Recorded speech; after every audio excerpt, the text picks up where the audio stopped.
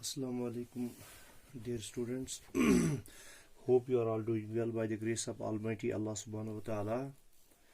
तो कल चूँकि ज़ाती मजबूरी की वजह से मैं आपकी क्लास नहीं ले पाया, तो आज हम स्टार्ट करेंगे। चूँकि हमने प्रॉपर्टीज़ ऑफ एडिशन भी पढ़ी, प्रॉपर्टीज़ ऑफ सब्ट्रैक्शन भी पढ़ी, आज हमें पढ़नी है प्रॉपर्टीज़ ऑफ मल्टीप्लिकेशन। क्या पढ़नी है? Properties of multiplication. Properties of multiplication में जो हमें पहली प्रॉपर्टी पढ़नी है वो पढ़नी है क्लोजर प्रॉपर्टी। क्या पढ़नी है बेटा? Closure property. देखो, साथ साथ में आपको रिवाइज भी करता जाऊंगा। क्लोजर प्रॉपर्टी जब हमने एडिशन की पढ़ी, हमने कहा जब हम दो होल नंबर्स को ऐड करते हैं तो जो सम निकलता है वो हमेशा होल नंबर होता है। ठीक है, वो हमेशा होल नंबर होता है, ऑलवेज ए होल नंबर। फिर जब हमने सब्ट्रैक्शन की प्रॉपर्टीज पढ़ी, उसमें क्लोजर प्रॉपर्टी पढ़ी, तो हमने कहा जब हम दो होल नंबर्स को सब्ट्रैक्ट करते हैं तो डिफरेंस जो है वो हमेशा होल नंबर नहीं होती है, हमेशा होल नंबर नहीं होती है। दो ही केसेस में वो होल नंबर हो सकती है, जब पहला नंबर दूसरे नंबर से बड़ा होगा या पहला नंबर दूसरे नंबर के बराबर होगा जिनको हम सब्ट्रैक्ट कर रहे हैं। ठीक है, क्लोजर प्रॉपर्टी उसमें हमने पढ़ी। तो अब हम आते हैं मल्टीप्लिकेशन में क्लोजर प्रॉपर्टी। चूंकि हम ऊपर प्रॉपर्टीज ऑफ मल्टीप्लिकेशन पढ़ रहे हैं, तो इस वजह से हम कहेंगे जब भी हम दो होल नंबर्स को मल्टीप्लाई कर लें, क्या कर लें? मल्टीप्लाई कर लें, तो जो उनका प्रोडक्ट है, तो प्रोडक्ट हमेशा उनका रहेगा होल नंबर। मिसाल के तौर पर अगर मैं दो होल नंबर्स लेता हूं, एक है x और दूसरा है y, x और y दो होल नंबर्स लिए मैंने, इनको मैंने मल्टीप्लाई किया, तो जो इनका रिजल्टिंग नंबर होगा z इनका प्रोडक्ट कहलाएगा। क्या कहलाएगा बेटा? वो प्रोडक्ट कहलाएगा। और ये प्रोडक्ट जो इनका है ये ऑलवेज ए होल नंबर, ये हमेशा क्या होगा बेटा? ऑलवेज अ होल नंबर, ये हमेशा होल नंबर होगा। आ गया समझ में? ये हमारी है क्लोजर प्रॉपर्टी ऑफ मल्टीप्लिकेशन। ठीक है, मिसाल के तौर पर अगर हम यहाँ पे x का वैल्यू लेते हैं 2 और y का वैल्यू लेते हैं 5, तो 2 5 और 10 जो है वो होल नंबर है। क्या है? Whole number. तो 10 जो है वो होल नंबर है, होल नंबर। चूंकि 2 भी होल नंबर है, 5 भी होल नंबर है, मैंने इनको मल्टीप्लाई किया, तो 2 multiply by 5 is equal to 10, तो 10 इज ए होल नंबर। समझ में आ गया बेटा? ठीक है, इसी तरह से जो दूसरी प्रॉपर्टी हमारी है वो है कोम्यूटेटिव प्रॉपर्टी।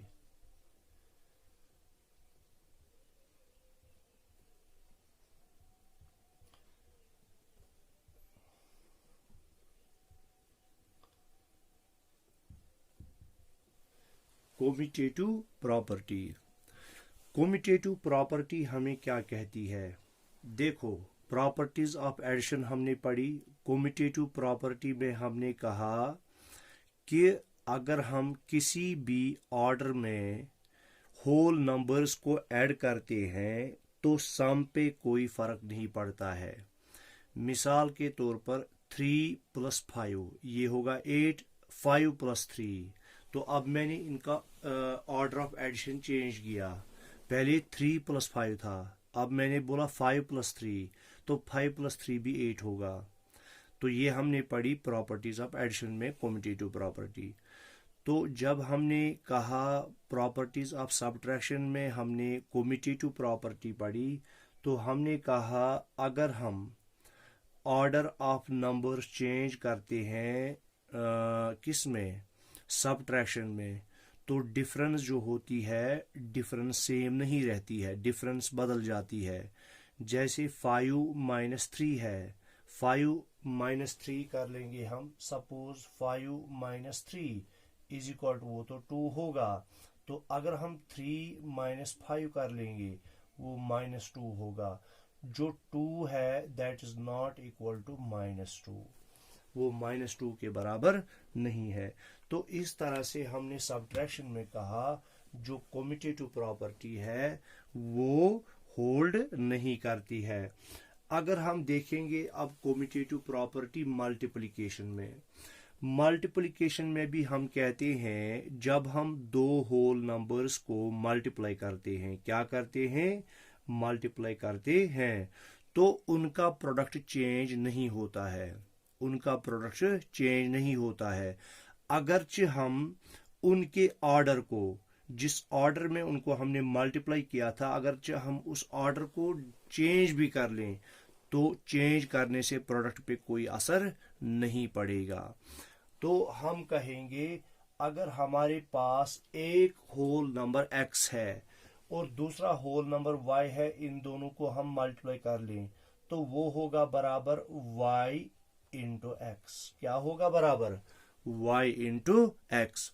तो चूंकि मैंने ऑर्डर इनका चेंज किया, ये पहले x था फिर y था, मैंने अब पहले y लाया फिर x लिया, अब इनका ऑर्डर मैंने चेंज किया, ठीक है। तो प्रोडक्ट जो रहेगा इनका वो इक्वल रहेगा। जैसे मैं लिखूंगा 5 × 3, x का वैल्यू मैंने लिया 5, y का वैल्यू मैंने लिया 3, वो इज इक्वल टू होगा, y का वैल्यू क्या लिया मैंने बेटा 3, मल्टीपल x का वैल्यू क्या लिया 5, ठीक है। 5 × 3 = 15 और 3 × 5 = 15, तो ये सेम है। तो अगरचे हमने ऑर्डर ऑफ जो नंबर्स है मल्टीप्लिकेशन में, अगरचे हमने उसको चेंज किया मगर उनके प्रोडक्ट पर कोई असर नहीं पड़ा, तो ये है कम्यूटेटिव प्रॉपर्टी। क्या है, कम्यूटेटिव प्रॉपर्टी, ठीक है। इसी तरह से दूसरी एग्जांपल में देता हूं, जैसे 8 × 2 होगा बराबर 2 × 8, 2 × 8, ठीक है। 8 × 2 = 16 इज इक्वल टू 8 × 16, तो अब प्रोडक्ट पे कोई असर आया नहीं, इस पे कोई चेंज नहीं आई, तो प्रोडक्ट सेम रहा। ये है कम्यूटेटिव प्रॉपर्टी ऑफ मल्टीप्लिकेशन। तो अगर हम आगे चलेंगे, आगे हमने एसोसिएटिव प्रॉपर्टी पढ़ी थी। क्या पढ़ी थी बेटा, एसोसिएटिव प्रॉपर्टी।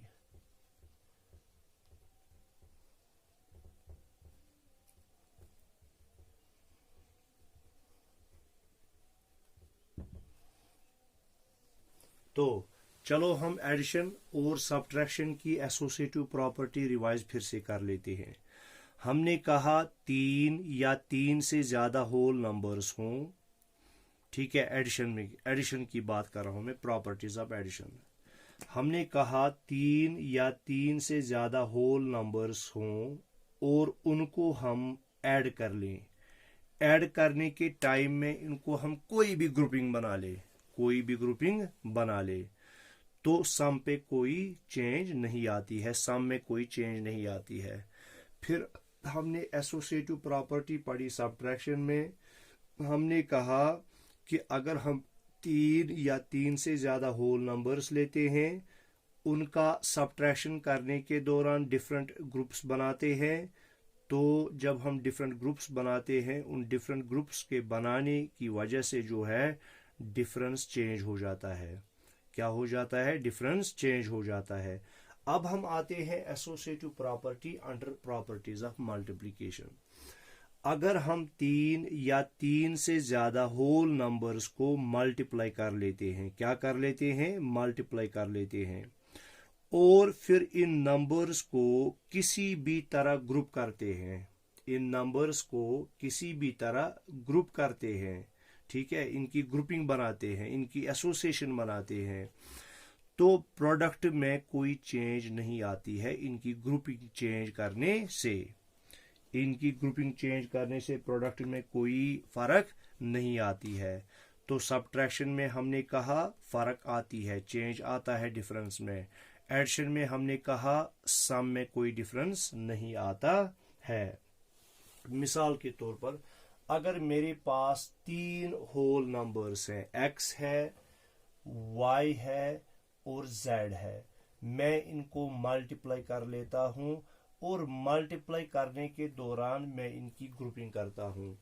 तो कि मैंने x और y की ग्रुपिंग, z को मैंने बाहर रखा, तो ये होगा बराबर x into y into Z.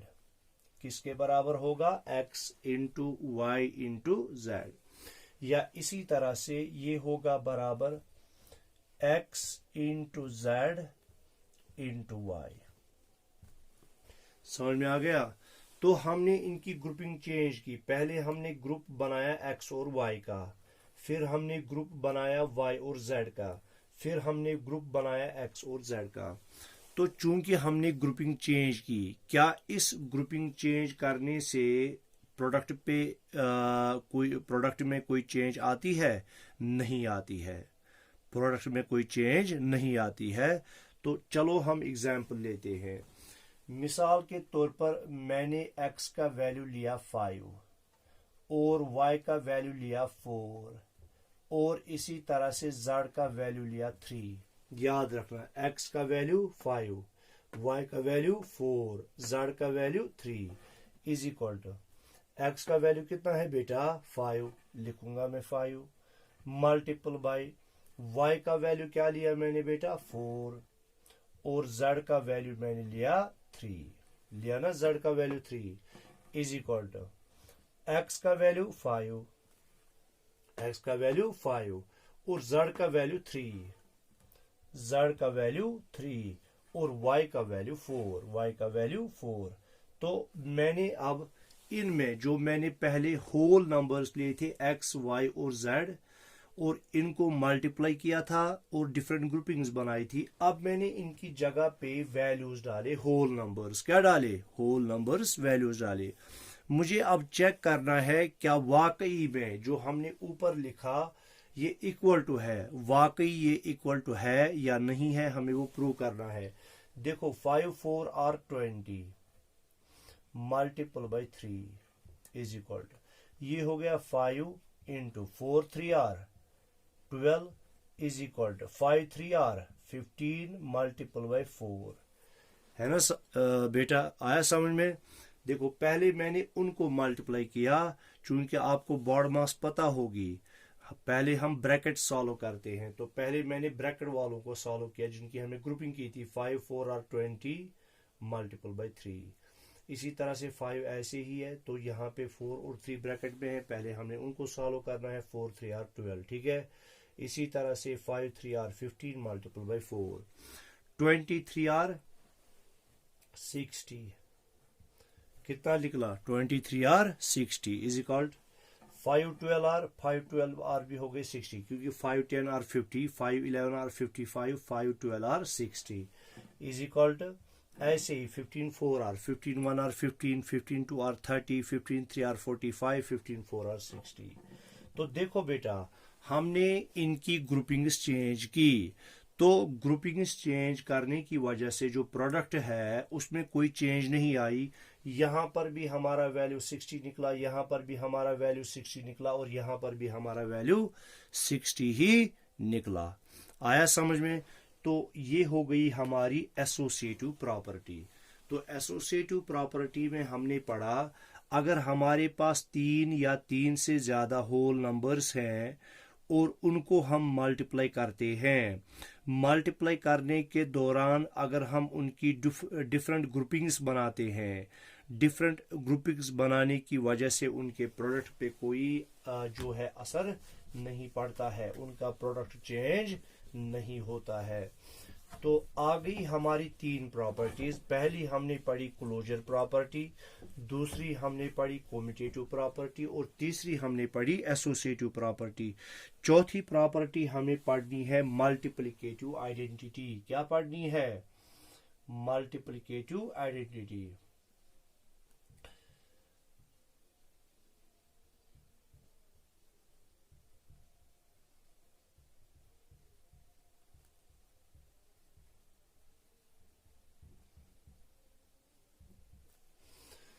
Multiplicative identity.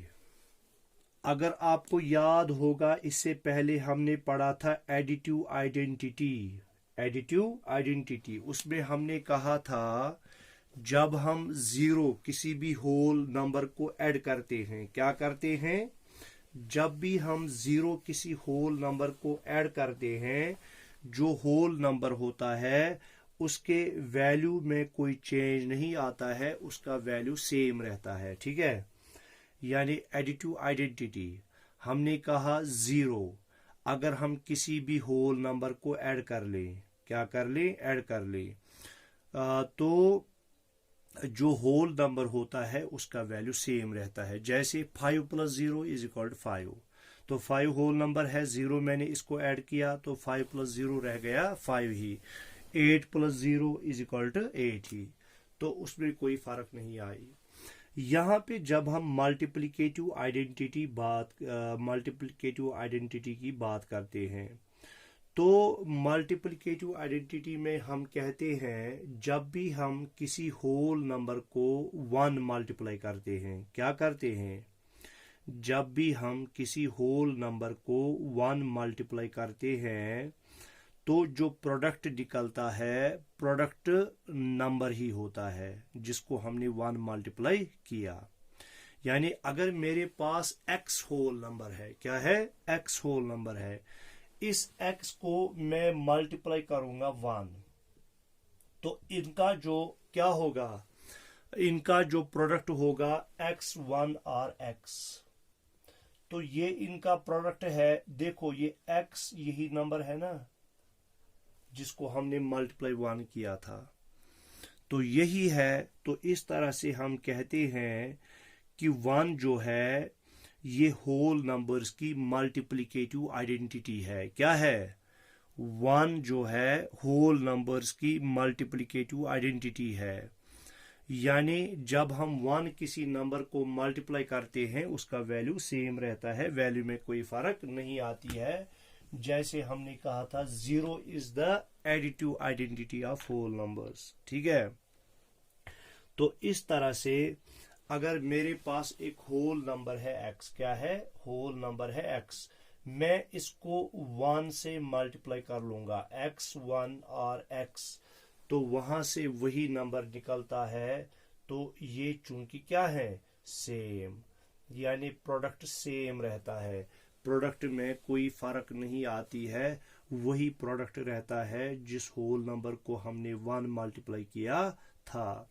तो इस तरह से हम कहेंगे ये जो ये 1 है ये मल्टीप्लिकेटिव आइडेंटिटी है, multiplicative identity of whole numbers.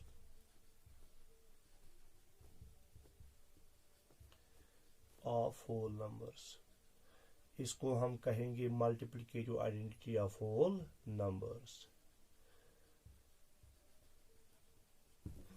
आया समझ में? तो इसको हम क्या कहेंगे, multiplicative identity of whole numbers. हो गया हमारा ये भी खत्म। मिसाल के तौर पर अगर मैं x की जगह पे लेता हूँ 20, तो 20 मल्टीप्लाई बाई 1, 21 और 20, तो जो ये है ये हमारा निकला वही नंबर जिसको हमने 1 मल्टीप्लाई किया था। तो होल नंबर हमारे पास था 120, इसको हमने 1 मल्टीप्लाई किया तो वहां पे प्रोडक्ट जो निकला वो 20 ही निकला। इसी तरह से 25 1 आर, तो 25, तो 25 हमारे पास होल नंबर था, तो हमने इस 25 को 1 से मल्टीप्लाई किया तो 25 ही निकला। आया समझ में? तो इस तरह से हम कहते हैं कि 1 जो है ये किसी भी होल नंबर की मल्टीप्लिकेटिव आइडेंटिटी है। अच्छा, अब है मल्टीप्लिकेटिव प्रॉपर्टी ऑफ 0, जो हमारी आज की लास्ट प्रॉपर्टी है। किसकी? प्रॉपर्टीज ऑफ मल्टीप्लिकेशन की। तो उम्मीद है कि आपको ये अच्छे से समझ में आ रहा होगा, आपको कहीं पे कोई दिक्कत नहीं आ रही होगी। अगर आ रही होगी तो आप मुझसे पूछ सकते हैं। तो मल्टीप्लिकेटिव प्रॉपर्टी ऑफ 0 जो हमारी आज की लास्ट है, ई प्रॉपर्टी।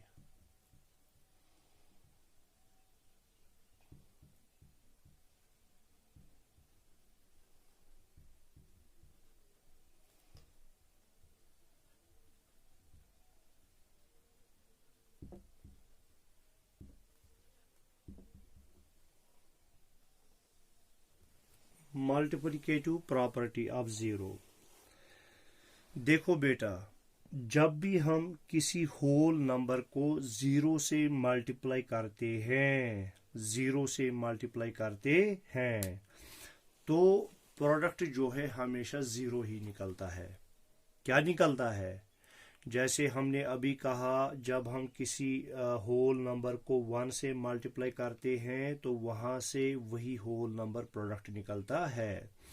मगर जब हम मल्टीप्लिकेटिव प्रॉपर्टी ऑफ जीरो पढ़ेंगे, हम कहेंगे जब हम किसी होल नंबर को जीरो मल्टीप्लाई करते हैं, प्रोडक्ट हमेशा जीरो निकलता है। क्या निकलता है? प्रोडक्ट हमेशा जीरो निकलता है। मिसाल के तौर पर, अगर आपके पास एक होल नंबर है x, क्या है? आपके पास एक होल नंबर है x। इस x को अगर मैं जीरो के साथ मल्टीप्लाई करूंगा तो प्रोडक्ट क्या निकलेगा? जीरो। प्रोडक्ट निकलेगा zero. Product is zero. Product is always zero.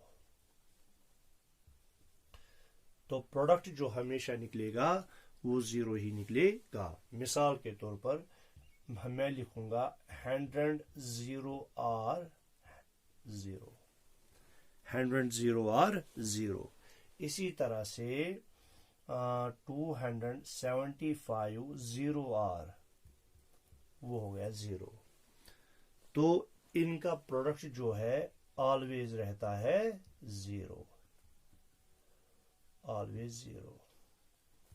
ठीक है, आया समझ में? कितना आसान है ये? बहुत ही आसान है। किसी भी नंबर को आप जीरो से मल्टीप्लाई कर लो, किसी भी होल नंबर को, तो वहां से जीरो आएगा। ठीक है, या इस तरह से अगर मैं 0 इंटू एक्स लिखूंगा वो भी जीरो ही निकलेगा। मिसाल को 0 इंटू 100 अभी मैंने किया था, 100 इंटू 0, 0 100 आर 0, 0 इंटू मैंने किया था 275 इंटू 0, तो अब मैं लिखूंगा 0 इंटू 275, तो तब भी जाके वो जीरो ही निकलेगा। तो जीरो है, ये होल नंबर को हमेशा जब हम मल्टीप्लाई करते हैं ये उसको जीरो ही बनाता है, अगरचे वो कितना भी बड़ा नंबर हो या कितना ही छोटा नंबर हो। समझ में आ गया? तो इस तरह से हमने आज क्लोजर प्रॉपर्टी पढ़ी मल्टीप्लिकेशन की। तो मल्टीप्लिकेशन में क्लोजर प्रॉपर्टी जो है वो होल्ड करती है। हमने कहा जब हम दो होल नंबर्स को मल्टीप्लाई करते हैं, प्रोडक्ट जो है वो ऑलवेज निकलता है होल नंबर। कम्यूटेटिव प्रॉपर्टी हमने पढ़ी हो प्रॉपर्टीज ऑफ मल्टीप्लिकेशन में, तो हमने कहा जब हम दो होल नंबर्स को मल्टीप्लाई करते हैं, अगर हम उस मल्टीप्लिकेशन में होल नंबर्स का ऑर्डर चेंज भी करते हैं तो प्रोडक्ट पर कोई असर नहीं आता है।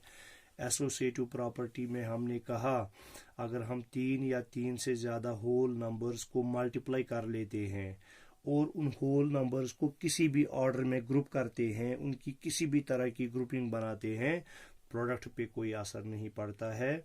फिर हमने मल्टीप्लिकेटिव आइडेंटिटी पढ़ी। मल्टीप्लिकेटिव आइडेंटिटी में हमने कहा कि 1 जो है वो होल नंबर्स की मल्टीप्लिकेटिव आइडेंटिटी है, यानी जब भी हम किसी होल नंबर को 1 से मल्टीप्लाई करते हैं तो वहां से प्रोडक्ट जो निकलता है वही होल नंबर निकलता है। और प्रॉपर्टी ऑफ जीरो हमने पढ़ी, मल्टीप्लिकेटिव प्रॉपर्टी ऑफ जीरो। हमने कहा जीरो जो है किसी भी होल नंबर को जीरो ही बनाता है जब हम उनको मल्टीप्लाई कर लेते हैं। तो इस तरह से आज की जो है हमारी ये क्लास जो है ये ख़त्म हो गई। इसके बाद हमारी है प्रॉपर्टीज ऑफ डिवीजन। उसमें हमें पढ़नी है 3 प्रॉपर्टीज। एक तो है closure property, commutative property, associative property.